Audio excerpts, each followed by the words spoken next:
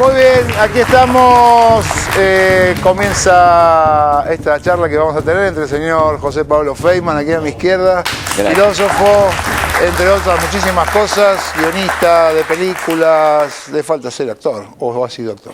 No, no fui actor. Pero es conductor. Pero un guionista tiene algo de actor porque tiene que hablar con los actores y decirles, mira, trata de decir mi guión bien y no como acostumbras a hacerlo, ¿no?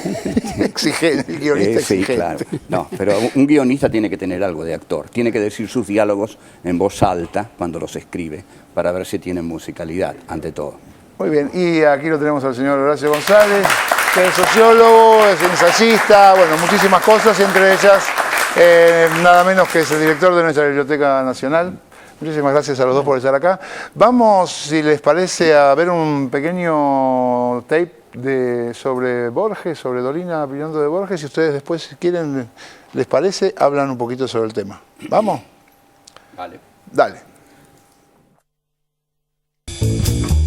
Te voy a decir un nombre.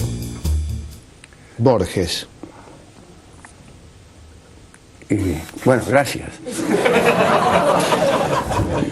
Para mí es el mejor de todos. Es el mejor de todos. Es el que ha tenido más influencia en mi vida, pero eso no importa, porque la autorreferencia que tiene. Pero Borges yo creo que ha sido el mejor de todos, de todos, de todos. Y creo que hablar de él en relación con sus opiniones políticas... ¿Qué opina usted de la democracia? Es un abuso de la estadística, nada más.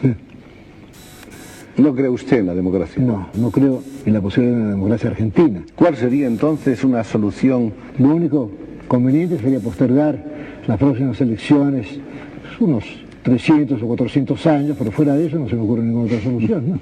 Pero desde luego mis opiniones en materia política no deben tomarse en cuenta. Yo no sé nada de eso. Hablar de él en relación con sus opiniones políticas, su manera de no entender el peronismo, su manera de no entender el tango, su manera de no entender el fútbol es perder el tiempo. Alguien me dice, pero usted es peronista, ¿cómo puede disfrutar a Borges? Soy peronista, pero no estúpido. De manera que sí, para mí es el mejor de todos.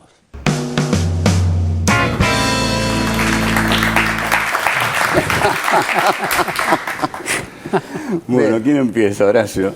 Bueno, ¿es el mejor de todos? Eso no está en discusión. Eso No. Puede ser, no sé.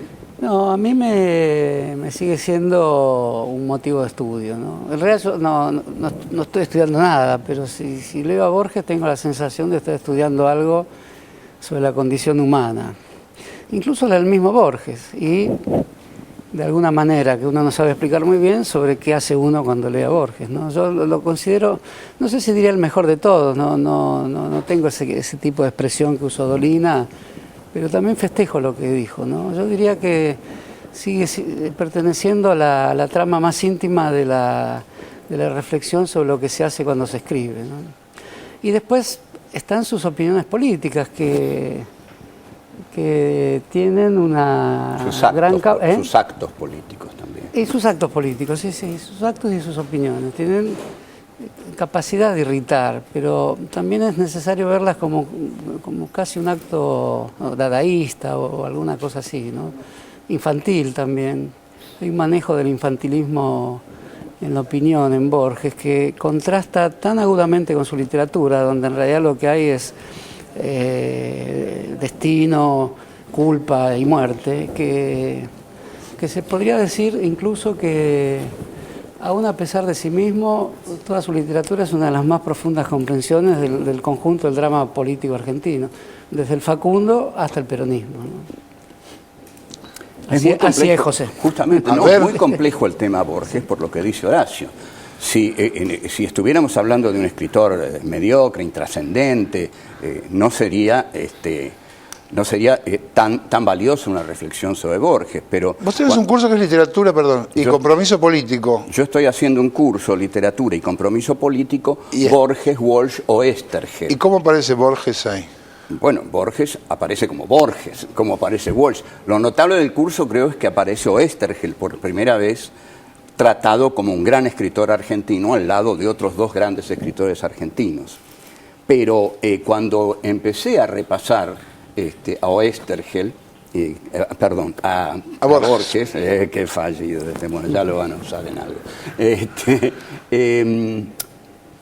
Hay cosas de Borges, dije Oesterheld porque estuve con Elsa Oesterheld hará unas 2 semanas. Elsa Oesterheld es la viuda de Héctor Germán Oesterheld, es el caso más trágico de la dictadura desaparecedora. Perdió 4 hijas, un yerno, un nieto, esa mujer, sola sobre sus espaldas, y el marido. Se los mataron a todos. Entonces, siempre voy de tanto en tanto a verla a Elsa. Y en estos días en que preparaba el tema Borges para lanzar a Borges como el primer autor que iba a estudiar, bueno, hay cosas de Borges que para mí son definitivas, maravillosas, como el poema conjetural, donde creo que la contradicción civilización y barbarie que estructura este país está superada, ¿no? Porque cuando Laprida siente el íntimo cuchillo en la garganta, dice, al fin me encuentro con mi destino sudamericano, o en El Sur, que es un gran cuento, donde Juan Dalman sale de una clínica, que es la ciencia, la civilización, y va a morir, ¿no?, a campo abierto, a cuchillo, embistiendo, y se siente feliz. Pero, este mismo Borges, y esto sí que es un acto político, en septiembre de 1976 viaja a Chile, y porque le van a dar un doctorado honoris causa en la Universidad de Chile. Lo recibe Pinochet, y hay una foto muy dolorosa de Borges dándole la mano a Pinochet. Y Borges en su discurso dice, agradezco a Chile haberle mostrado a la Argentina cómo se lucha contra el comunismo. Porque elijo la blanca espada antes que la furtiva dinamita. En ese momento, perdóname, yo después te cedo la palabra, todo lo que quieras. En ese mismo momento, Orlando Letelier era volado por dinamita en Estados Unidos por la DINA, el servicio secreto de Pinochet.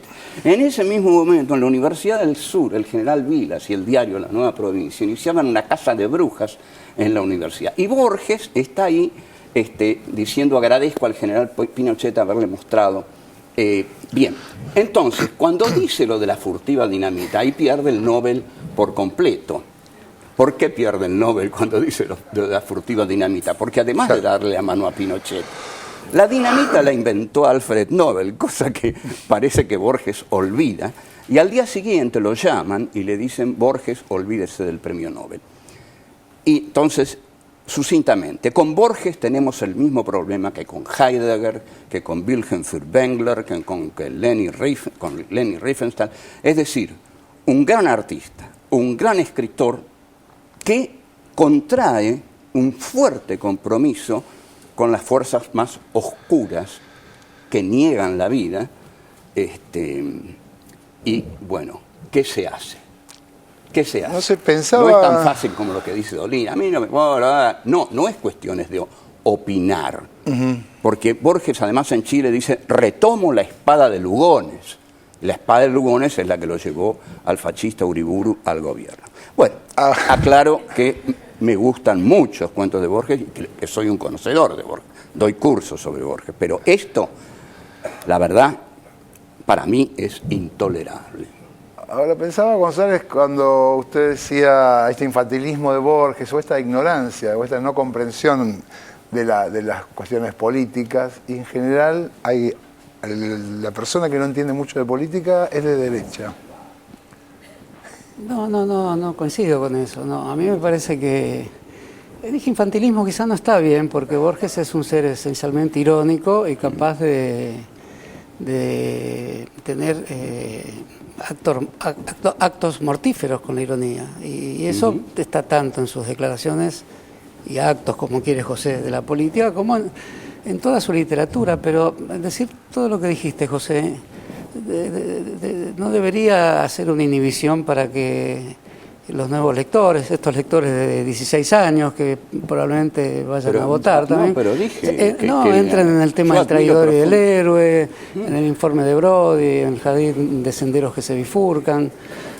Pero yo no niego eso. No, pero quiero decir ya estamos debatiendo. Yo no niego ahí hay eso. una ética al contrario, dije, profunda, es una ética del incrédulo, la ética de... Él la definió muchas veces con la palabra agnóstico algunas veces, con la palabra de alguien que no cree ni en premios ni castigos, pero que sin embargo hay que condenar. Esto último lo dice en relación a la Junta Militar. Por eso hay un Borges político que es un anarquista conservador, según su propia definición, y hay un Borges literario político. Nunca dejó de pensar la historia argentina como una tragedia de conversión hacia otra cosa que es lo desconocido, la muerte. Eso para mí forma parte de otra forma de la ética, que es pensar en lo impensado, pensar en si podemos ser el reverso de lo que creemos ser y tener una identidad que nos transforme en otros respecto a lo que creemos vulgarmente en nuestra propia vida. Y en eso Borges sigue siendo un maestro, no solo literario, pero también político. Por eso decir lo que dijiste vos inhibe un poco la posibilidad de convertirlo también en el autor de una magna ética política hoy para pensar incluso los temas que están en juego hoy en la Argentina, todos los que se trataron acá en el programa, ¿no? Llego a ese punto sobre la cuestión Borges, ¿no? Para mí, yo estoy de acuerdo con... Es decir, un gran artista se supera a sí mismo, supera su ideología cuando escribe. El poema conjetural, el sur, van más allá de Borges. Ahora, de todos modos, vos mencionaste el informe de Brody. El primer cuento del informe de Brody se llama El Otro. El viejo tema de Borges, el remanido tema, porque también, digamos que en su literatura Borges se repite mucho, como Heidegger en su filosofía, que repite muchísimo. Sí, son repeticiones de él, donde le juega su propio vacío. Son repeticiones suyas. Se juega su propio vacío. Sí. Bien, pero está bien, no lo discuto, pero vamos a esto. En el informe de Brody, en su literatura, ya no en sus actos, ni en si fue acá o si fue allá, él le cuenta a un Borges más joven cómo está el mundo hoy. Es un statement, digamos, una declaración política. Y le dice, Rusia, el mundo está mal, Rusia se está devorando el planeta y América, Estados Unidos, dominada por la superstición de la democracia, no se decide a transformarse en un imperio. Eso está escrito en el primer cuento del informe de Brody. Pero yo lo que quiero plantear es la complejidad de Borges, como la complejidad de Heidegger, para pasar a otro. Heidegger, vos sabés, fue rector de la Universidad de Friburgo en 1933 con los nazis. Y Heidegger es un gran filósofo. Y para mí Ser y Tiempo es el más grande libro de la filosofía del siglo XX. Y Wilhelm Furtwängler fue el más grande director de orquesta sinfónicas del siglo XX y estaba al servicio de Goebbels. Entonces, y Leni Riefenstahl. ¿Y qué se hace con esa gente? Es muy difícil. Yo vengo a plantear la complejidad de Borges. ¿Cómo preferiría pasar a plantear la complejidad de la situación argentina también? Porque en todo esto... Y pasemos. Pasemos, sí, porque ya está. Yo opino eso. Pasemos. Estoy de acuerdo con vos en que es tremendamente complejo. No lo puedo resolver hoy. ¿Cómo llegamos de...? Porque recién González decía, bueno, lo que vimos acá, uno ve el Eternauta, la prohibición del Eternauta, el 0800 para denunciar política en las escuelas, la avanzada de violencia simbólica, la promesa de diputados de que no van a existir la cámpora si gana Macri y no va a existir 678. Te lo diría sin escapar de Borges. En el mismo libro que mencionábamos, el informe de Brody, está justamente el cuento llamado así, que es una de las más profundas comprensiones que hay sobre el mundo que no posee el lenguaje, el mundo que no posee la metáfora, el mundo que no posee la vida civilizada. Es una de las más profundas comprensiones que hay sobre lo que habitualmente llamamos barbarie.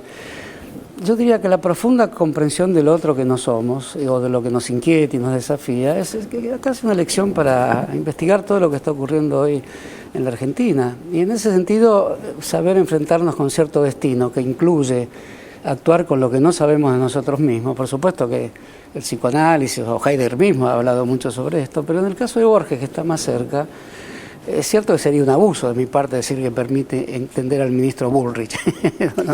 No estoy diciendo eso, pero permite entender las fórmulas a través de las cuales expresamos nuestra identidad, nuestro ser o nuestras angustias a través del lenguaje. Permite entender todo lo que se habló acá en términos de lenguaje, que es finalmente una forma tremenda del destino, tremenda porque no la conocemos efectivamente, con la que tenemos que hacer algo, con nuestra voz.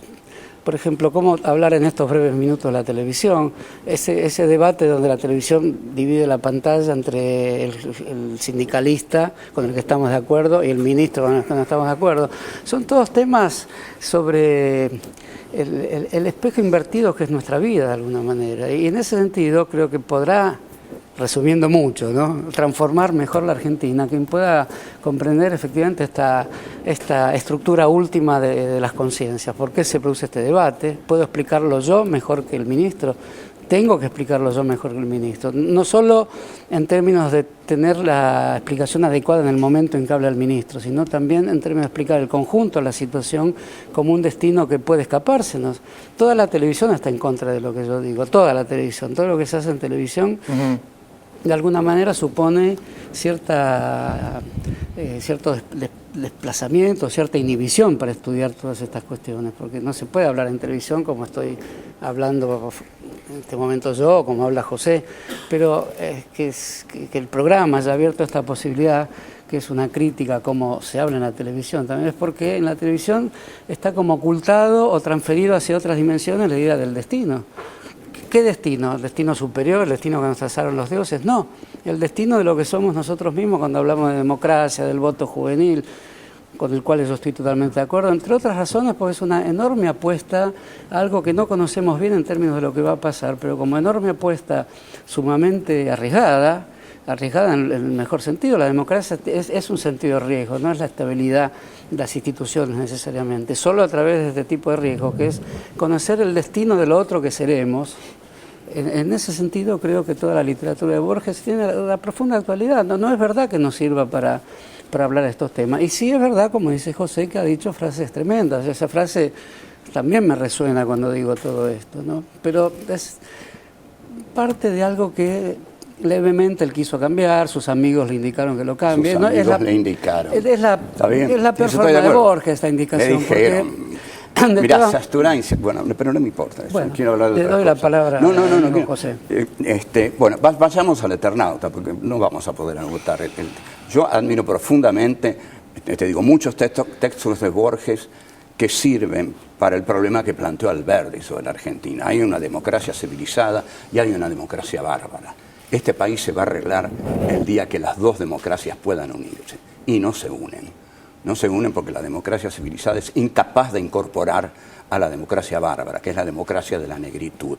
Y esa es la contradicción, civilización y barbarie, que en la política sigue vigente y que Borges, en el poema conjetural, en el sur... Es quien mejor la entiende, ¿no? Es el que mejor la entiende, tal cual. Pero cuando en los hechos ve la amenaza del comunismo, porque Borges era anticomunista, más que antiperonista. Sí, en realidad eso, vos sabés que... Ante eso me queda decir, no comparto eso. No, sí, porque la política exterior... No comparto eso de Borges, por supuesto. Ah, claro, la política de Estados Unidos era la de la Guerra Fría. Mire, ahí está el peronismo, pero ¿quién nos dice a nosotros que del peronismo no nos sale el comunismo? ¿Quién va a poder controlar esas masas, etcétera, etcétera? Yendo al Eternauta. Dejemos a Borges 5 minutos. Dejamos a... No quiero hablar más de Borges. Ya está. Yendo al Eternauta. Yo me voy a permitir unas palabras finales. No, sí, por supuesto. Yo te dejo todas las palabras finales porque siempre aprendo de vos. Bueno, siempre aprendo de vos. No seas mentiroso, José. Sí, bueno, tengo que mentir algo para que vean. Somos grandes amigos. Pero el 25 de mayo de 2005... Kirchner tenía que dar un discurso en un palco que había armado al costado de la Casa Rosada porque no lo quería dar desde el balcón. Ese día va Elsa Oesterheld a verlo y Kirchner le agarra de la mano y le dice, vení conmigo. Y Elsa le dice, Presi, nunca un presidente me agarró de la mano para cuidarme. Gran asombro del Elsa Oesterheld. Y Kirchner la lleva y me cuenta Elsa Oesterheld, que es muy amiga mía. ¿Sabes qué me dijo? Me dijo, mira, en aquella esquina, el 25 de mayo del 73, estaba yo. Ah, bueno, Presi. Y me llevó y me dijo, cuidado, no te golpees con este caño. ¿Vos te imaginás a mí, un presidente, que me diga no te golpees, que me cuide, que me diga no te golpees con este caño? Y Kirchner se pone frente al micrófono y detrás queda Elsa Oesterheld. Durante todo el discurso de Kirchner están en cámara él y atrás Elsa Oesterheld. Nadie se da cuenta. Ningún periodista se dio cuenta. Yo, que la conozco, esa noche la llamé y le digo, te felicito, Elsa. Ah, ¿me viste al lado del Presi? Atrás del Presi, sí, vos en pantalla. O sea, Néstor Kirchner, y no por casualidad, fue el único presidente que dio un discurso con la madre del Eternauta a sus espaldas. La madre del Eternauta, porque si Oesterheld, Héctor Germán, fue el padre, Elsa fue la madre. Entonces, creo que ahí empieza a nacer, en alguna especie de inconsciente popular, como se dice, la idea del Nestornauta. Ahora, el Eternauta, esto voy a tratar de ser muy breve para cederte la palabra, Horacio. El Eternauta para nuestra generación fue la nieve de la muerte, cuando éramos chicos. A mí lo que más me impresionó era que la nieve caía sobre Buenos Aires, además una historieta hecha sobre Buenos Aires, y mataba a todos. Eso me quedó como una impresión enorme de pibe. Cuando viene la dictadura militar, empieza a caer de nuevo la muerte, pero la nieve de la muerte. Pero no es una metáfora, porque en noviembre la editorial Récord empieza a editar El Eternauta. Entonces uno vuelve a ver la nevada de la muerte. Y en 1981 Sasturain publica La carta al sargento Kirk, que es un notable texto y de gran valor y de gran coraje político por parte de Juan, en la cual le dice, tu padre, Oesterheld, ha perdido 4 hijas, etcétera, etcétera. Y yo publico en Superhumor en 1982, un poco después, La nieve de la muerte cae sobre todos. O sea que para nosotros, para nuestra generación, el Eternauta resignificó. Claro. Fue resignificado por la nevada de la dictadura, que caía sobre todos, sin preguntar si eras inocente, no eras inocente, no había fiscal, no había jueces, no había juridicidad. Caía esa nevada mortal. Por eso el Eternauta para nosotros es fundamental. Y ahora es para nuestros hijos, nuestros pibes, ¿no? Que heredan esa sensación de que ese tipo que se pone ese traje es para no morir y para pelear con los que están del lado de la muerte. Eso es todo. Bueno, coincido, el Eternauta fue, y de alguna manera sigue siendo una forma de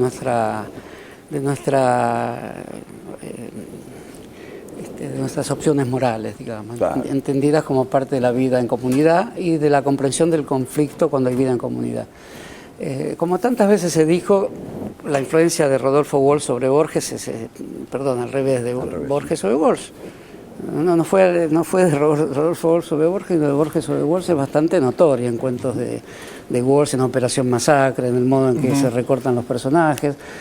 En esa mujer también. En esa mujer. El estilo. También se puede decir que sin la historia de la eternidad de Borges no hubiera habido ciertos elementos del tiempo circular que aparece en el Eternauta. Yo creo que también podemos decir eso.